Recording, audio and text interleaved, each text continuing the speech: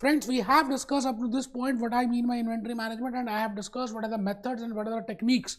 We follow methods and models or techniques to manage this inventory. We have discussed economic order quantity, economic batch quantity, stock out order quantity, and in the last lecture I have told you the example of reorder level. बेटे आपके घर में पानी की टंकी है syntax की, है ना, आप रोज सुबह आपके घर में आप या आपके पेरेंट्स उस टैंकी को ऑन कर देते हैं, पानी ऑन कर देते हैं, बिकॉज दैट लेवल पूरा दिन आपने कंज्यूम किया, फैमिली मेंबर्स ने कंज्यूम किया, उसका लेवल नीचे आ गया। अगर आज आप नहीं भरेंगे तो पानी खत्म हो जाएगा, फिर आप डे टू डे एक्टिविटीज कैसे कर पाएंगे। तो एवरी डे आप अपनी टैंकी को भरने के लिए बटन ऑन कर देते हैं, that level is named as reorder level, the level at which I should order it again। ठीक है, तो बेटे मैंने उसके साथ बड़े सारे एग्जांपल्स बताए। आज टेक्निक्स में दो बातें मुझे बतानी जो मैंने हाईलाइट की हैं। One is how the ratios can help me in finding out that whether I am doing inventory management properly और नॉट। और बेटे एक हम जापानीज सिस्टम करेंगे, just in time inventory management, very important for practical life. MCQs भी आते हैं और ऐसे टाइप भी आता है। आपने ध्यान से बस मेरी बात को सुनना है, 15-20 मिनट की क्लास है, लेकिन आपको पूरी बातें समझ आ जाएंगी। आप मुझे बताइए, मिस्टर रामलाल की तबीयत खराब है, अब ये नहीं पता चल रहा है कि उनको कोविड है या नहीं, तो हम क्या करते हैं, ब्लड टेस्ट लेते हैं, मिस्टर रामलाल का ब्लड टेस्ट को चेक करते हैं और उसकी रेशियोज कैलकुलेट करते हैं और उसकी कुछ परसेंटेज देखते हैं और उसके बाद एनालाइज करते हैं that whether he is positive COVID और नेगेटिव कोविड। ऐसे तो करते हैं। It means ratios, it means एक कैलकुलेशन अगर हम कर लें, एनालिसिस कर लें, so that we can find out that पूरा का पूरा पॉपुलेशन कैसा है। तो हम सैंपल से पॉपुलेशन का एनालिसिस करने की कोशिश करते हैं और उसी तरह से on the same basis in case of inventory management we calculate different types of ratios और उन रेशियोज की हेल्प से we will calculate that whether this company is properly managing that inventory और नॉट। क्या वो कंपनी अपनी inventory को properly manage कर भी रही है या नहीं कर रही। तो मुझे आराम से पता चल जाएगा अगर मैं किसी भी बच्चे की हैबिट्स को देखूं कि सुबह कितने बजे उठता है, फिर क्या करता है, उसके बाद क्या करता है, मोबाइल कितना देखता है, लैपटॉप कितना देखता है, उसकी हिस्ट्री चेक कर लूँ क्या क्या देखता है और फिर जॉब में क्या, तो I can write a essay on that. Similarly if I know that inventory management ratios, this is inventory turnover ratio, these are the days in inventory which I am holding it for before sale, so I can find out that whether the people are managing properly or not। तो आइए आज हम उन्हीं की बातें करेंगे। मैं भूपेश आनंद आज आपको कुछ टर्नओवर रेशियोज की बात बताऊंगा। इन्वेंटरी मैनेजमेंट को असेस करने के लिए अगर हम रेशियोज की मदद लें तो एक सबसे इंपॉर्टेंट रेशियो जिसका नाम है इन्वेंटरी टर्नओवर रेशियो, बचपन से सुनते आ रहे हैं बेटा, बहुत छोटे से थे आप तब से सुन रहे हैं इन्वेंटरी टर्नओवर रेशियो। आज मैं विकीपीडिया की हेल्प से आपको बताऊंगा व्हाट इज इन्वेंटरी रेशियो। मैं आज अपने जूस नोट्स की हेल्प से बताऊंगा what is inventory turnover ratio. But उससे पहले मैं अपनी कहानी बताऊंगा, मेरी कहानी मुंह जबानी, भूपेश आनंद की कहानी मुंह जबानी, टर्नओवर रेशियो। अच्छा, रेशियो का मतलब क्या आपको पता है? रेशियो क्या चीज होती है? किन्हीं भी दो चीजों के बीच में रिलेशनशिप को निकालना, दैट इज रेशियो। जैसे मैं current ratios with respect to current liabilities calculate करूं, इसका मतलब I am comparing one variable with one variable. If I am comparing rainfall with sale of umbrellas, it means I want to calculate the relationship between rainfall and umbrellas. If I want to find out the relationship between sun heat and the sunscreen lotion, it means I want to find out the ratio between these two। तो बेटे कभी भी किसी भी दो चीज़ों के बीच में मोहब्बत निकालनी हो, इश्क निकालना हो, इवन इन यूएसए में भी ऐसा ही होता है बेटे, अमेरिका में भी ऐसे ही होता है, ऑस्ट्रेलिया में भी ऐसे ही होता है, इंडिया में भी ऐसे ही होता है। अगर मुझे दो वेरिएबल्स के बीच में इश्क निकालना है, मोहब्बत निकालनी है, गर्मी निकालनी है, that is named as ratio. और रेशियो की एक बड़ी खासियत है कि हम क्या करते हैं, न्यूमरेटर को विद रिस्पेक्ट टू डिनोमिनेटर पढ़ते हैं। इसका मतलब एक वेरिएबल को हम ऊपर रख देते हैं न्यूमरेटर की जगह और दूसरे वेरिएबल को डिनोमिनेटर की जगह रख देते हैं। तो numerator is read with respect to denominator. For example in current ratio we see current assets upon current liabilities, quick ratio we see quick assets upon quick liabilities, gross profit margin we see gross profit upon sales. आप देख लीजिए कोई भी ratios, एक बच्चा कहता है अच्छा आप समझ आया लॉजिक, ये अमेरिका में बना था। नहीं बेटे, ये इंडिया में है।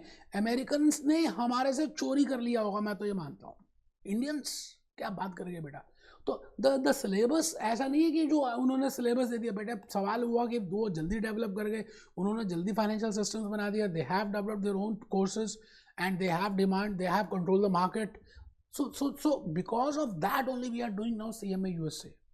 अदरवाइज हमारे अपने कोर्सेज भी अच्छे हैं, कोई बात नहीं, मैं अब उस चर्चा में नहीं जा रहा।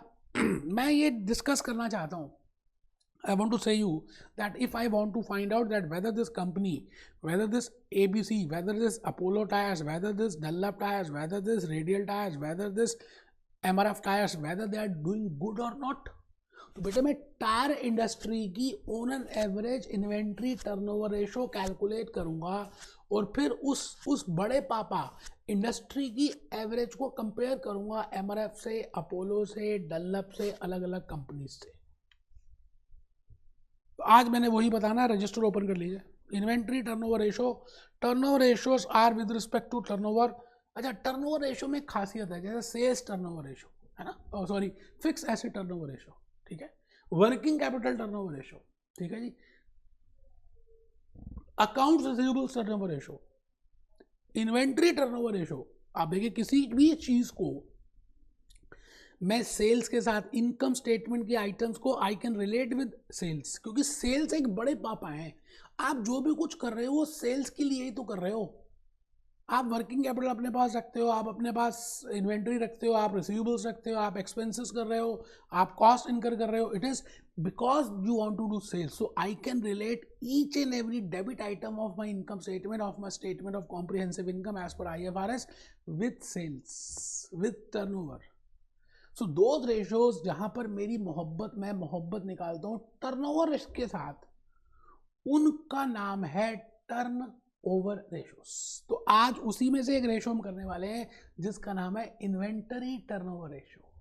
इन्वेंटरी टर्नओवर रेशो क्या होती है बेटे, इसमें मैं इन्वेंट्री का बैलेंस और सेल्स के साथ मोहब्बत देखूंगा कि भाई अगर सेल $X की हो रही है तो how much is the balance of inventory, इस बार कितनी थी, लास्ट ईयर कितनी थी, लास्ट टू लास्ट ईयर कितनी थी। और इंडस्ट्री में सब लोग क्या करते हैं, जैसे मैंने अभी एग्जांपल दिया टायर इंडस्ट्री का, तो टायर इंडस्ट्री की इन्वेंट्री टर्नओवर रेशो पहले कैलकुलेट करेंगे।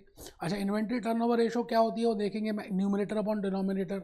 न्यूमरेटर में मैं आपको बताऊंगा सेल्स लूंगा या कॉस्ट ऑफ सेल्स लूंगा, बिकॉज इन्वेंट्री की रिलेशनशिप सेल्स से नहीं है, कॉस्ट ऑफ सेल्स से ज़्यादा है, ठीक है ना। तो हम अभी उसमें प्रॉफिट हटा देंगे, क्योंकि प्रॉफिट तो हम ले ही रहे ग्रॉस प्रॉफिट मार्जिन रेशो में। तो सेल्स में से ग्रॉस प्रॉफिट लेस किया तो कॉस्ट ऑफ सेल्स आता है। तो इन्वेंट्री टर्नओवर रेशो में हम फॉर्मूला यूज करेंगे। आइए जी आइए, एक बच्चे ने तो रजिस्टर भी नहीं खोला, बिल्कुल चुपचाप बैठा हुआ है, आज बड़ा एक गंभीर सा बैठा है बेटे वो। Turnover ratio with respect to turnover, performance भी नाम है इनका, और 3 रेशोज मैंने आपके सामने लिख दी, वैसे बड़े सारे नाम भी दिए मैंने।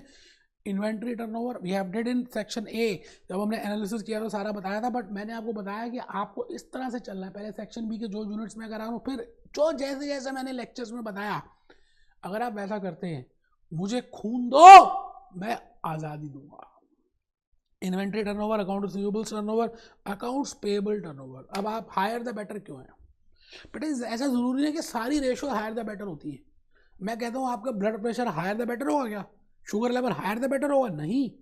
इसी but the point is in case of performance, आप जितने अच्छे नंबर लेकर आएंगे, आप जितने बेटर परफॉर्म करेंगे, आप जितनी बढ़िया टर्नओवर करेंगे, उतना अच्छा है। लेकिन सवाल आता है कि ऐसा क्यों, मैं ऐसा ही क्यों हूँ, why turnover ratios are higher the better, why inventory turnover ratio is higher the better. ठंड रखो बेटे, बताता हूँ, सारी बातें बताऊंगा। पहले एक बात लिख तो लो कि इन्वेंट्री टर्नओवर रेशो का एक्चुअल मतलब है क्या, हॉक क्या कहता है, वाइले क्या कहता है, ग्लेम क्या कहता है, और भूपेश आनंद क्या बोलता है। मैं ये कहता हूं, how many times during 12 months the company sells its inventory. एक तो इस एंगल से हम पढ़ सकते हैं कि एक साल में, 12 महीने में, एक फाइनेंशियल ईयर में हमने कितनी बार इन्वेंटरी को बेचा। बोलो, बात समझ आई। How many times I have turned, ऐसा समझ लेते हैं मैंने कितनी बार अपनी इन्वेंट्री को टर्न किया, मतलब नया स्टॉक खरीदा। अच्छा, नया तो तभी खरीदूंगा ना जब पुराना बेचूंगा, ऐसा भी समझ सकते हैं।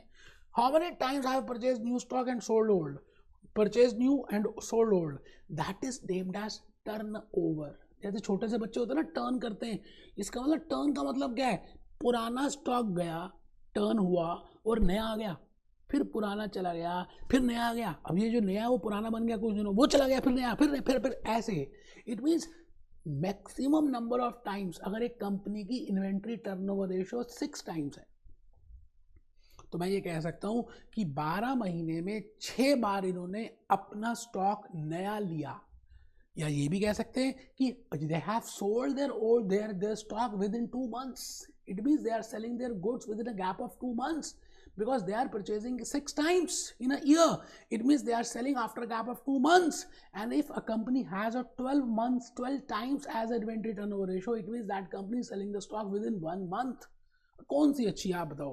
मैंने 2 कंपनी के एग्जांपल दिए, let it be Ramlal and company and let it be Ram प्यारी एंड कंपनी। व्हेन आई से Ramlal and company, I mean 6 times is the inventory turnover ratio, and when I say ram pyari and company, 12 times is the turnover ratio. If I just see the turnover ratios, inventory turnover ratios के ऊपर भी मैं टिप्पणी कर सकता हूँ।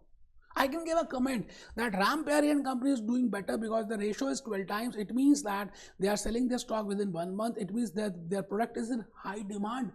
उनका product high demand में है, उनका प्रोडक्ट लोग इंतजार करते हैं, लोग पागल हैं। वो जैसे राम प्यारी अपना प्रोडक्ट लेकर आती है, राम प्यारी एंड कंपनी, पीपल लाइन लगाकर खरीद लेते हैं और हम वो 1 महीने में अपना स्टॉक बेचने में सक्षम है। They are able to sell their stock within 1 month. So it is a good sign. It means 6 times better हुई या 12 times better हुई बेटे, but natural 12 times because आपने उसका इंटरप्रिटेशन देखना है। CMA USA में भी हम उसकी इंटरप्रिटेशन देखते हैं, CFA USA में भी इंटरप्रिटेशन देखते हैं, CPA USA में भी इंटरप्रिटेशन देखते हैं, ACC लंदन में भी इंटरप्रिटेशन देखते हैं, और भूपेश आनंद सब कराता है बेटे, और कस्टमाइज आपके लिए सारे लेक्चर्स रिकॉर्ड करता है। कोई कॉपी पेस्ट नहीं है, जबकि सिलेबस काफ़ी हद तक कुछ सेम है बेटे, लेकिन भूपेश आनंद ने डेडिकेटेडली आप ही के लिए किया है। तो लिखते हैं जी, inventory turnover ratio, how many times during 12 months, 1 year or 1 year the company sells its inventory, that is named as inventory turnover ratio. How many times during 12 months the company sells its inventory। अब मैंने आपको बताया था कि किसी भी ratio को देखें तो उसमें एक न्यूमरेटर होता है बेटे, एन का मतलब है न्यूमरेटर और डी का मतलब क्या है, डिनोमिनेटर। एक बात का ध्यान रखना है, जब मैं गधों, न्यूमरेटर में गधे लिख रहा हूँ, है ना, अमेरिका में भी तो गधे होते होंगे, तो बेटे डिनोमिनेटर में भी गधे ही होने चाहिए। यहाँ पे घोड़े लिखूंगा तो यहाँ भी घोड़े होने चाहिए।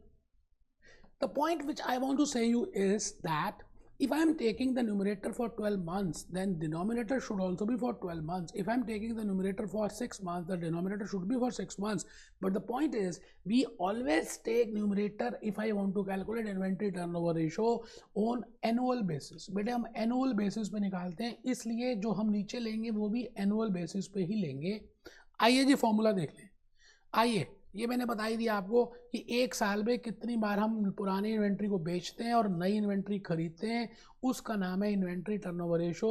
एक कंपनी की टर्नओवर इस तरह की है, दूसरी कंपनी की इस तरह की है, आप बताइए कौन सी कंपनी ज़्यादा बेटर है। It is but natural that this company is more better as compare to this company because higher the turnover ratio better it is. मैंने एग्जांपल दिए नीचे, मैकडोनल्ड्स और burger king. I have just given you the example of Ramlal and Ram Pyari, but still for calculation से better है आप ये लिख लें। मैकडोनल्ड्स की इन्वेंट्री टर्नओवर रेशियो 4 टाइम्स है और बर्गर किंग की इन्वेंट्री टर्नओवर रेशियो 6 टाइम्स है। बस और कुछ नहीं दिया मैंने, बस यही इन्फॉर्मेशन दी और आपको कहा प्लीज इसके ऊपर बताइए कौन सी कंपनी बेटर है, और कुछ भी गिवन ही नहीं है सर। तो आप इन्वेंट्री टर्नओवर रेशियो से ये पता लगा सकते हैं कि ये 12 महीने में जब 4 बार बदलती है तो एक बार कितने महीने में बदलेगी, 12/4, that comes to 3 months। It means they are changing their stock or they are exchanging old stock with new after a gap of 3 months। ऐसा भी समझ सकते हैं कि इस प्रोडक्ट में ये खरीदने के या बनने के 3 महीने के बाद बिकती है, बट अगर अब 6 टाइम्स की बात करूं तो 12 महीने में 6 बार, तो एक बार कितने पीरियड में, 12 इंटू 1/6 इज इक्वल टू 2 महीने। It means they are selling their stock after a gap of 2 months. बड़ी सिंपल सी बात है, थर्ड क्लास के बच्चे से भी पूछें तो वो बता देगा कि सर जिनका प्रोडक्ट ज़्यादा बिक रहा है, जल्दी बिक रहा है, इसका मतलब उनकी क्वालिटी अच्छी होगी, they must have been good quality, they must have following more advertisement strategies, और दे आर डूइंग गुड, और they are following better inventory management techniques. So higher the ratio better it is. ये बात हमने समझ ली। मैं अब एक छोटी सी बात बताना चाहता हूँ, दैट इन्वेंटरी टर्नओवर, इन्वेंटरी का रिलेशनशिप हमने कॉस्ट ऑफ सेल से रखा। अच्छा, फॉर्मूला लिखा आपने? क्या था फॉर्मूला? लिखा ही नहीं आपने, लिखिए, लिखिए सर, लिखिए, cost of sales upon average inventory, cost of sales upon average inventory. ये जो कॉस्ट ऑफ सेल्स है ये 12 महीने की है, और ये जो एवरेज सेल्स है, ये एवरेज इन्वेंट्री है बेटे, ये भी हम 12 महीने के बेसिस में लेंगे। इसका मतलब जनवरी बिगिनिंग का स्टॉक कितना था, और दिसंबर उसी पर्टिकुलर ईयर का, दिसंबर 2021 का, 2022 का स्टॉक कितना था। It means I will see for 12 months, if numerator is for 12 months and generally we calculated for 12 months. तो अगर आपको कॉस्ट ऑफ सेल्स 3 महीने की भी दी हुई है, सुनना, बड़ा इंपॉर्टेंट पॉइंट बताने जा रहा हूँ, आप इसको 12 महीने में कन्वर्ट कर देंगे, क्योंकि स्टॉक की फिजिकल वेरिफिकेशन आप एंड ऑफ द ईयर में करते हैं, because stock is always for the year, we always calculate average inventory for the year, so we generally see that cost of sales will also be, should be for 12 months. So if it is given to me for 3 months, you have to convert it for 12 months. तो जब आप convert करेंगे तो उसका नाम होगा annualized, हमने convert कर दिया annualized cost of sales। तो फॉर्मूला क्या हुआ, annualise cost of sales upon average inventory. Average inventory का फॉर्मूला क्या हुआ, opening inventory plus closing inventory divided by 2। तो आइए सर, मैं भूपेश आनंद आज आपके सामने अपनी होश में आपको कहीं लेके जा रहा हूँ, और वो लेके जा रहा हूँ बेटे मैं एक ऐसी दुनिया में जहाँ गूगल बाबा कुछ कह रहे हैं, विकीपीडिया कुछ कहती है, मैं विकीपीडिया की बात कर रहा हूँ। मैं भी आ रहा हूँ बेटे विकीपीडिया में, और विकीपीडिया से हम कुछ पूछेंगे। पर उससे पहले I think in the last lecture we have seen that economic batch quantity, और वी हैव सीन दिस, ये वाले डायग्राम्स भी हमने देख लिए थे बेटे, ये तो लास्ट टू लास्ट लेक्चर में देख लिए थे, ऑर्डरिंग कॉस्ट, कैरिंग कॉस्ट, फिर मैंने कहा था दोनों इक्वल होती हैं, वी कैन कैलकुलेट दिस। ठीक है, ठीक है, ये तो मैंने ऐसे निकाल दिया, दिखाना नहीं था, आप कर चुके हैं, आई नो दैट, आप कर चुके हैं सर, सॉरी मेरी गलती रही सर, ये भी कर चुके हैं सर, छोड़िए। मैं अभी कुछ और दिखाना चाह रहा हूँ आपको, और ये आ गया सर एकदम, कोई बात ही नहीं है। मैं भूपेश आनंद आज आपके सामने जूस नोट्स लेकर आ गया हूँ, and I want to show you the juice notes. Just in time inventory देखेंगे, अभी देखा नहीं, हमने स्टार्ट नहीं किया, ये भी देखेंगे। पहले रेशोज की बात कर रहे हैं, तो inventory turnover ratio is equal to cost of goods sold, और इसमें आप कॉस्ट ऑफ सेल्स भी लिख सकते हैं, जैसे मैंने अभी बताया, cost of sales upon average inventory. ठीक है जी, days supply to inventory 365 upon inventory turnover, और 12 मंथ्स, जैसे मैंने अभी किया कि 4 टाइम्स है, तो you can convert in holding stock, holding period, कि भाई 12 महीने में अगर 4 है तो एक में कितना है, इतने में इतना, तो इतने में कितना। बेटा फॉर्मूला रटने नहीं है, लॉजिकली बातों को समझ आएगी। Even if you are going for American papers, तभी तो मैंने अमेरिकन यूरोपियन जल्दी क्लियर कर लिए, बिकॉज लॉजिक सेम था, कंसेप्ट सेम था, मेरे कंसेप्ट क्लियर थे, तो मैं जल्दी जल्दी करता गया। आपको भी मैं यही बात बता रहा हूँ कि आपके कंसेप्ट का क्लैरिटी होना बड़ा इंपॉर्टेंट है, फिर कुछ फॉर्मूले रटने नहीं पड़ेंगे। जैसे मैंने आज बताया रेशो न्यूमरेटर अपॉन डिनोमिनेटर, ठीक है जी, फिर मैंने बताया न्यूमरेटर और डिनोमिनेटर की मोहब्बत, उसका प्यार, उसका इश्क, उसके यूनिट्स। अब जैसे मैं आपसे पूछूं वर्किंग कैपिटल टर्नओवर, तो आप फॉर्मूला डिराइव कर सकते हैं, sales upon working capital. Fix asset turnover, sales upon fix asset, जो हमने पार्ट ए में किया। ठीक है सर, तो चलिए अभी हम कहाँ जाएंगे, अभी कुछ लिखते हैं बेटा, थोड़ा सा लिखते हैं, उसके बाद आज लिखना भी वैसे कम ही है। आओ जी, ये बेटे ये मैंने एक रिलेशनशिप बतानी है, that what is a relationship between inventory turnover ratio and gross profit ratio.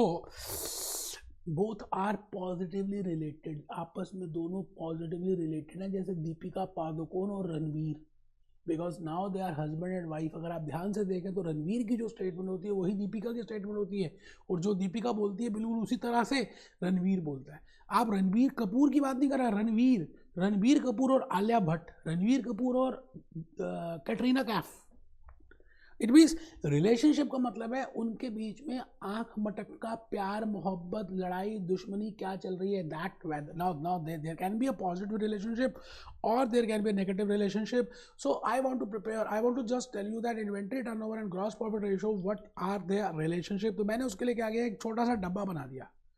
मैंने एक्स एक्सिस बनाई, हाँ जी, एक्स एक्सिस ये मान लेते हैं, ठीक है जी, और ये वाई एक्सिस है। इसको मैंने रिलेट किया, अभी देखेंगे। मैं पहले चाहता हूँ कि एक छोटा सा सिस्टम और बता दूँ। आई थिंक इन द लास्ट, अभी आज ही के लेक्चर में मैंने बताया जब स्टार्ट किया था, that I will be giving today inventory management turnover ratios और जस्ट इन टाइम की बात करेंगे। बेटा बस लास्ट कंसेप्ट है इन्वेंट्री मैनेजमेंट का, just in time inventory, just in time inventory management. Japan में टोयोटा कंपनी है जो गाड़ियां बनाती है, वहां पर एक व्यक्ति ने ये नया सिस्टम निकाला। बट आपको पता ही ना आजकल सब कुछ रोबोट से हो रहा है, everything is auto generated, automatically, with the help of machines.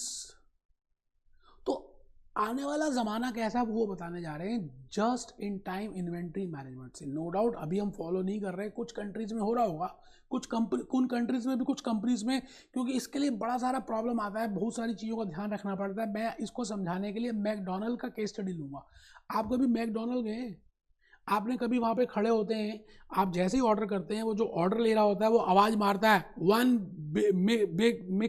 One big size mix veggie, one this, वो आवाज़ देता है। और जैसी आवाज़ देता है उसके पीछे काउंटर के पीछे कोई खड़ा होता है, वो फटाफट आगे आवाज़ देता है, और जो एक्चुअली में बर्गर बना रहा होता है बेटा वो मिक्स वेजी बनाकर विद इन सम सेकेंड्स, अभी आप इधर भी नहीं आए, आपके सामने वो पूरी ट्रे आ जाती है।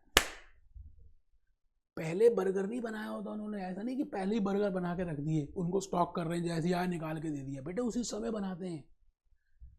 मैं आज just in time inventory management को उसी मैकडोनल्ड्स के केस स्टडी से आपको रिलेट करके बताऊंगा, और मैंने उसी को विकीपीडिया से निकाला और जो बताना है। तो आप प्लीज़ रजिस्टर ओपन करें। देखिए एक तो ये बात है ना, आप लिखते नहीं है, मुझे अच्छा नहीं लगता बेटे, मैं थप्पड़ भी मारता हूँ वैसे तो, नेक्स्ट क्लासेस से थप्पड़ मारना शुरू कर दूंगा, ये बात समझ लो। बिल्कुल कमर सीधी करके बैठना बेटे, ईमानदारी से, ऐसे नहीं यार, आप ऐसे थोड़ा यूएसए का पेपर है तो आप कर नहीं बैठेंगे, कर लेंगे, कैसी बातें करते हो यार। डॉलर्स में पेमेंट करनी पड़ेगी आपको, डॉलर्स में है, एग्जामिनेशन फीस दोबारा देनी है। लिखो just in time inventory management को मैंने आपको ये कहना है कि इन्वेंट्री मैनेजमेंट के दो ब्रॉड कैटेगरीज हैं। एक पुराना ज़माना, वो गुजरा हुआ ज़माना जो आज तक हमने डिस्कस किया, उसका नाम है इन्वेंटरी ट्रेडिशनल सिस्टम। वो स्कूल का ज़माना, वो बीते हुए दिन जो आपको याद आते हैं, है ना, आते हैं ना। तो हम इसमें क्या करते थे, पहले कॉस्ट पर ऑर्डर, फिर रीऑर्डर लेवल, फिर लीड टाइम, फिर ये फिर वो। एक्चुअली में अगर आप ध्यान से देखें, ये सब कुछ ताम झाम करने की ज़रूरत क्यों पड़ी, क्योंकि सब कुछ ऑटोमेटेड है ही नहीं। आपको सप्लायर्स के पास जाना है, सप्लायर्स के साथ टेंडर्स देखने हैं, फिर आपने सप्लायर सेलेक्ट करना है, सप्लायर बहुत दूर है, वो सामान भेजेगा तो टाइम लगेगा। बेटे देयर इज अ मिसमैच, और लाइफ में आज तक ऐसा ही हो रहा है। बट एक सिस्टम दूसरा है जो टोयोटा मैन्युफैक्चरिंग कार कंपनी ने स्टार्ट किया, बिकॉज वहां पर उनके पास सब चीज़ें पहले से ही थी। तो उन्होंने कहा भाई आज अब आने वाला ज़माना इसका नहीं होगा, आने वाला ज़माना है new modern, that is named as just in time inventory management. इसमें हम कोई पहले से इन्वेंट्री नहीं रखते, या इसमें हम कुछ भी पहले से प्रोड्यूस करके नहीं रखते, ऐसा मान के चलिए। जैसे मैकडोनल्ड्स वाले हैं, पहले से बर्गर, पहले से चिकन बर्गर, पहले से मिक्स वेजी, कुछ भी बना के नहीं रखते। जैसे ही ऑर्डर आएगा हम बनाना स्टार्ट कर देंगे। बेटे पहला जो सिस्टम था वो पुश सिस्टम था, धक्का देते थे, धक्का। इसका मतलब आप पहले प्रोड्यूस करते जा रहे हो, पता नहीं डिमांड आएगी भी या नहीं आएगी, आपने प्रोड्यूस कर दिया, दे दिया, क्योंकि हमारे पास कैपेबिलिटी थी, हम प्रोड्यूस करते थे, आगे दे देते थे। अब वो स्टॉक पड़ा हुआ है, कुछ ऑब्सोलीट हो रहा है, कुछ खराब हो रहा है, क्योंकि डिमांड आई थी तब नहीं बनाया, वो क्योंकि हमारी कैपेसिटी थी, हमारी कैपेबिलिटी थी, हम बनाते जा रहे थे, no relationship with the demand. हमने सोचा कि आएगी दे देंगे, बट बेटे जस्ट इन टाइम में हम पहले से कभी भी कुछ भी प्रोड्यूस नहीं करेंगे, इसको बोलते हैं पुल सिस्टम। इट मीन्स जैसे डिमांड आएगी हम उसी पॉइंट पे अपना प्रोडक्शन स्टार्ट करेंगे। आपने कभी सप्लाई चेन मैनेजमेंट का नाम सुना है? बेटा लॉजिस्टिक की बात नहीं कर रहा, supply chain management. It means हम सप्लायर को, हम कस्टमर को, हम बाकी सब लोगों को साथ में लेकर चलेंगे। सप्लायर भी हमारा है, हमारे सामने कस्टमर है, हमारे सामने फैक्ट्री है, हमारे सामने प्रोडक्शन सर्विसेज हैं।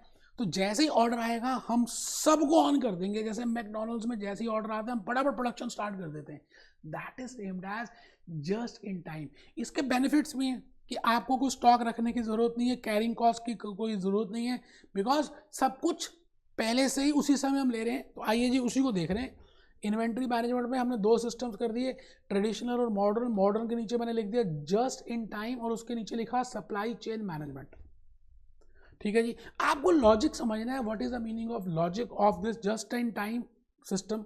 Purchasing just in time production. इसका मतलब जैसे आएगा तभी खरीदेंगे तभी बनाएंगे, हम पहले से कुछ भी नहीं कर रहे। इसका नाम है pull system. This is not a push system. पुराना जमाना था वो पुश था, इसको हम जनरली कहते हैं लीन प्रोडक्शन। कभी आपने मैकडोनल्ड का देखा हो तो सब चीज़ें प्रॉपरली लिंक्ड हैं। कुछ इस तरह से मशीन्स पड़ी हुई हैं, जो भी ओवन है या जो भी चीज़ें हैं, कि बिल्कुल एक्स का आउटपुट दूसरे की इनपुट, दूसरे का आउटपुट तीसरे की इनपुट, चौथे का आउटपुट पांचवें की इनपुट डायरेक्टली ट्रे में कैसे आकर आपके सामने सर्विस हो जाती है। So it can be a brief example of supply chain management, और I will say this is a just in time inventory management. ठीक है सर, तो आइए इसमें हम देख लेते हैं पुश सिस्टम और पुल सिस्टम। जो मैंने वर्ड यूज किया, पुल यूज किया बेटे ट्रेडिशनल के लिए, और पुल यूज किया बेटे मैंने मॉडर्न के लिए। Units are being produced without the knowledge of actual use in push system, but in case of pull system, in case of just in time inventory management system, units are being produced with the knowledge of actual use। इसमें लीन production होती है। और McDonald की case study है बेटे, मैं आ गया जी McDonald की केस स्टडी में। पहले उसी को देख लेते हैं बेटे, मैंने बड़ी मेहनत से उसको निकाला है। देखिए just in time McDonald's, just in time manufacturing. अच्छा, जस्ट इन टाइम मैन्युफैक्चरिंग का मतलब पहले समझ लेते हैं कि क्या मतलब है जी जस्ट इन टाइम का। जस्ट इन टाइम मीन्स, ये देखिए Toyota production, Toyota production system is an integrated social technical system developed by Toyota, but that comprises its management philosophy and practices. The TPS is a management system that organizes manufacturing and logistics। इसी को बोलते हैं supply chain management. Logistic एक छोटा part है, but हम जब supplier को, कस्टमर को, सबको मिला के करते हैं, that is supply chain management for the automobile manufacture including the interaction with this.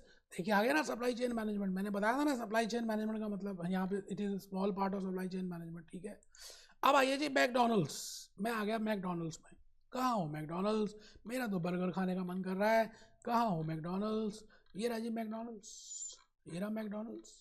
अब इसके अगर आप प्रोडक्ट्स देखें तो आपको पता ही है, आपने खाए हुए हैं, सॉफ्ट ड्रिंक्स ली हुई हैं, चिकन लिया हुआ है, हैम बर्गर्स लिए हुए हैं। ये देखिए हैम बर्गर्स। क्या लगता है बर्गर पहले ही बना के रखना होगा?